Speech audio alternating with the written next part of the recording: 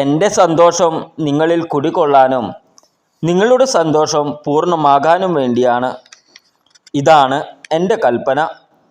ഞാൻ നിങ്ങളെ സ്നേഹിച്ചതുപോലെ നിങ്ങളും പരസ്പരം സ്നേഹിക്കണം.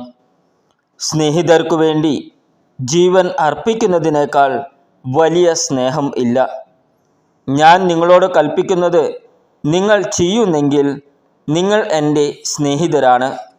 ഇനി ഞാൻ നിങ്ങളെ ദാസന്മാർ എന്ന് വിളിക്കുകയില്ല, കാരണം യജമാനൻ ചെയ്യുന്നതെന്തെന്ന് ദാസൻ അറിയുന്നില്ല.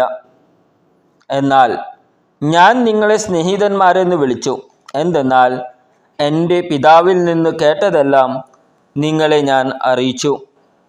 നിങ്ങൾ എന്നെ തിരഞ്ഞെടുക്കുകയല്ല, ഞാൻ നിങ്ങളെ തിരഞ്ഞെടുക്കുകയാണ് ചെയ്തത്. നിങ്ങൾ പോയി ഫലം പുറപ്പെടുവിക്കുന്നതിനും നിങ്ങളുടെ